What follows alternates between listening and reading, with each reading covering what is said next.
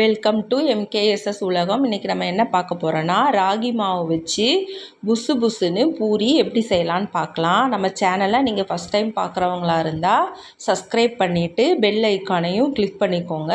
அப்போ தான் நம்ம சேனலில் போடுற எல்லா வீடியோவும் உங்களுக்கு நோட்டிஃபிகேஷனாக வரும். இப்போ நம்ம பூரி எப்படி பண்ணலான்னு பார்க்கலாம். இப்போ 1 கப்பு ராகி மாவு எடுத்துக்கோங்க. அது கூடயே 1 கப்பு கோதுமை மாவும் சேர்த்துக்கோங்க. மாவுக்கு தேவையான அளவு உப்பு சேர்த்துக்கோங்க. ஒரு 2 டீஸ்பூன் எண்ணெய் சேர்த்துக்கோங்க. இது எல்லாத்தையும் நல்லா ஒன்றா கலந்து விட்டுருங்க.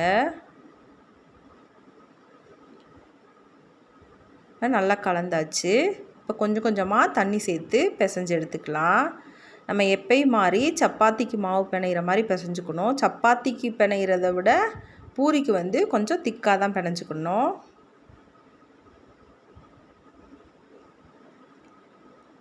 மொத்தமாக தண்ணி சேர்த்துறாமல் கொஞ்சம் கொஞ்சமாக தண்ணி சேர்த்து பிசைஞ்சு எடுத்துக்கோங்க. இப்போ நல்லா பிசைஞ்சு எடுத்தாச்சு.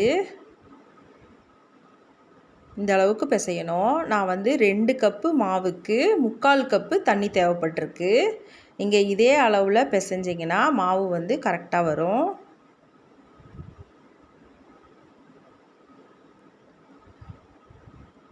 இப்போ ஒரு 10 நிமிஷம் இது அப்படியே ஊறட்டும்.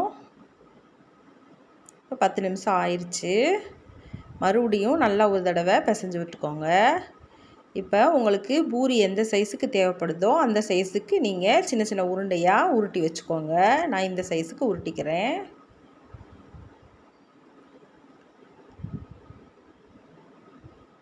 எல்லா மாவையும் உருட்டி வச்சுக்கோங்க. இப்போ நம்ம பூரிக்கு தேய்ச்சிக்கலாம். கொஞ்சமாக கோதுமை மாவு தூவி விட்டுக்கோங்க. ஒரு உருண்டை எடுத்து வச்சு நல்லா தேய்ச்சிக்கோங்க. பூரிக்கு எப்பயுமே கொஞ்சம் திக்காக தான் தேய்க்கணும். சப்பாத்திக்கு தேய்க்கிற மாதிரி லேசாக தேய்க்கக்கூடாது. அப்போ தான் பூரி நல்லா உப்பி வரும். பார்த்திங்கன்னா தெரியும். இந்த அளவுக்கு திக்னஸில் தேய்ச்சிக்கோங்க.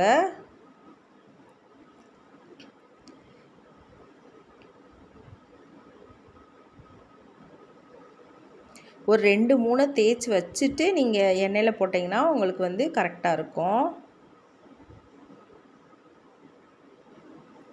இப்போ எண்ணெய் நல்லா காஞ்சிருச்சு. நம்ம போட்டு எடுத்துக்கலாம். எண்ணெய் நல்லா காஞ்ச பிறகு பூரி போடுங்க. அப்போ தான் நல்லா உப்பி வரும்.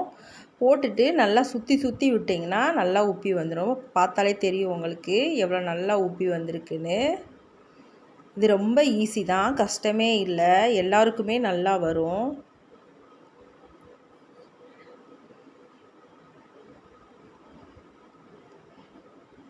இப்போ எல்லாத்தையும் இதே மாதிரியே நம்ம போட்டு எடுத்துக்கலாம். நம்ம டெய்லி கோதுமை மாவுலையே நம்ம பூரி செஞ்சுருப்போம், மைதா மாவுலேயேவும். ஆரோக்கியமாக கேழ்வரகு மாவில் பூரி செஞ்சு கொடுத்தீங்கன்னா எல்லாருக்கும் ரொம்ப பிடிக்கும். ஆரோக்கியமாகவும் இருக்கும். பெரியவங்களும் சாப்பிட்லாம், குழந்தைங்களும் சாப்பிட்லாம். இப்போ பார்த்தீங்கன்னா உங்களுக்கு தெரியும் எவ்வளோ நல்லா பூரி புசு புசுன்னு வந்திருக்குன்னு. இன்றைக்கி நம்ம ரொம்ப ஹெல்த்தியாக ராகி மாவை வச்சு புசு புசுன்னு பூரி செஞ்சு முடிச்சிட்டோம். வீடியோவில் சொன்ன அதே அளவை ஃபாலோ பண்ணி நீங்கள் செஞ்சீங்கன்னா உங்களுக்கும் பூரி கண்டிப்பாக இதே மாதிரி புசு புசுன்னு வரும். இந்த பூரி கூட ஒரு வெங்காய கிரேவி வச்சு சாப்பிட்டிங்கன்னா ரொம்ப சூப்பராக இருக்கும். இந்த கிரேவி நம்ம சேனலில் இருக்குது. நான் லிங்க்கு கொடுக்குறேன். நீங்கள் விருப்பப்பட்டால் செக் பண்ணி பார்த்துக்கோங்க.